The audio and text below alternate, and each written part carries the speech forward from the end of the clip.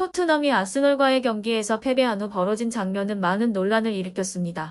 팬들은 단순히 영원한 라이벌인 아스널에게 패배한 것에 그치지 않습니다. 경기 후 진행된 안제 포스테코글루 감독의 인터뷰와 손흥민의 역할 배치에 대해 강한 불만을 표출하고 있습니다. 특히 손흥민을 이번 경기에서 어떻게 활용했는지에 대해 많은 축구 전문가들까지 비판을 가하는 상황입니다. 경기 후 일어난 상황을 명확하게 이해하려면 아래 영상을 계속 시청하시기 바랍니다. 토트넘이 아스날과의 경기에서 패배한 후 그 원인과 경기 전략에 대한 논란이 거세게 일어나고 있습니다. 포스테코글루 감독은 손흥민에게 팀의 주요 공격 자원으로서의 역할을 기대했습니다. 그를 부적절한 위치에 배치하며 그의 능력을 충분히 발휘하지 못하게 만들었다는 지적이 나오고 있습니다. 이는 단순히 경기 전략상의 실수일 뿐 아니라 손흥민의 기량을 낭비했다는 비판으로 이어지고 있습니다. 손흥민은 토트넘의 대표 공격수이자 결정적인 순간에 득점을 만들어낼 수 있는 선수로 평가받습니다. 이번 경기에서는 그가 맡은 역할과 경기 흐름 속에서의 위치가 그의 진가를 제대로 발휘하지 못하도록 한 것이 팬들과 전문가들 사이에서 큰 논란이 된 것입니다. 이번 경기는 2024-2025 프리미어리그 4라운드 경기로 9월 15일 저녁 10시에 토트넘 호스퍼 스타디움에서 열렸습니다.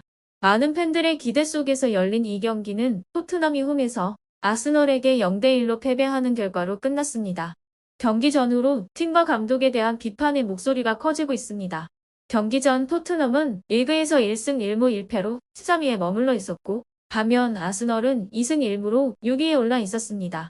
이로 인해 이번 경기는 양팀 모두에게 중요한 경기였으며 두 팀 모두 승리가 절실한 상황이었습니다. 토트넘은 리그 상위권 진입을 위해 승리가 필요했습니다. 아스널 역시 우승 경쟁에서 유리한 위치를 확보하기 위해 반드시 승점 3점을 얻고자 했습니다. 그러나 토트넘은 핵심 선수인 데클란 라이스의 부상으로 어려움을 겪습니다. 포스테코글루 감독은 콜루셉스키와 메디슨을 중원에 배치하고 비수마가 수비형 미드필더 역할을 맡게 했습니다. 공격에서는 브레넌 존슨과 손흥민이 주된 역할을 맡았지만 경기 내내 아스널의 강력한 수비를 뚫지 못하는 모습을 보였습니다. 반면 아스널은 토마스 파티, 조르지뉴, 그리고 레안드로 트로사드를 중심으로 한 미드필드 구성과 부카요 사카, 가브리엘 마르티넬리를 양측면에 배치하여 경기 전반에 걸쳐 토트넘 수비진을 압박했습니다. 최전방에는 카이 하베르츠가 공격의 중심으로 자리 잡으며 토트넘의 수비 라인을 계속해서 흔들었습니다. 경기 초반부터 아스널은 적극적인 전방 압박을 통해 토트넘의 빌드업을 방해하며 경기를 주도해 나갔습니다. 이에 관해 토트넘은 빠른 역습을 통해 기회를 엿보았습니다. 아스널의 견고한 수비 라인을 돌파하는 데 어려움을 겪었습니다. 특히 손흥민과 브레넌 존슨이 측면과 중앙에서 공격을 시도했습니다. 번번이 아스널 수비에 막혀 유효 슈팅을 만들어내지 못하는 모습이 계속해서 반복되었습니다. 경기의 전환점은 후반 66분 아스널이 세트피스 상황에서 득점을 기록한 순간이었습니다. 코너킥에서 나온 이 골은 토트넘의 수비 집중력 부족을 보여주는 대표적인 장면이었습니다. 이로 인해 경기 흐름이 아스널 쪽으로 완전히 넘어갔습니다. 실점 후 포스테코글루 감독은 손흥민을 포함한 여러 선수들을 교체하며 공격을 강화하고자 했습니다. 이러한 전술적 변화는 기대했던 효과를 내지 못했습니다. 메디슨과 존슨을 빼고 손흥민에게 더욱 공격적인 역할을 부여했습니다. 결국 아스널의 수비를 뚫지 못한 채 경기는 0대1 패배로 끝났습니다. 토트넘의 가장 큰 문제는 그들의 빠른 공격 전개가 완전히 사라졌다는 점입니다. 수비가 헐거워지고 공격에 가담한 모든 선수들이 전진해도 상대를 압박하는데 성공하지 못하고 있습니다.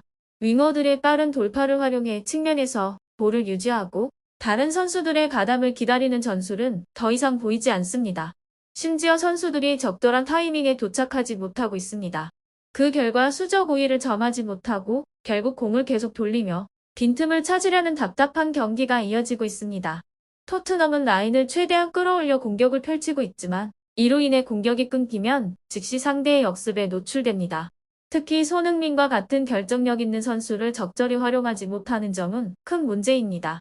그는 볼레이 역할을 제대로 수행하지 못하고 있으며 팀의 공격은 그의 능력을 제대로 발휘할 수 없는 방향으로 흘러가고 있습니다. 손흥민은 최전방에서 정확한 슈팅을 구사할 수 있는 최고의 선수 중 하나입니다.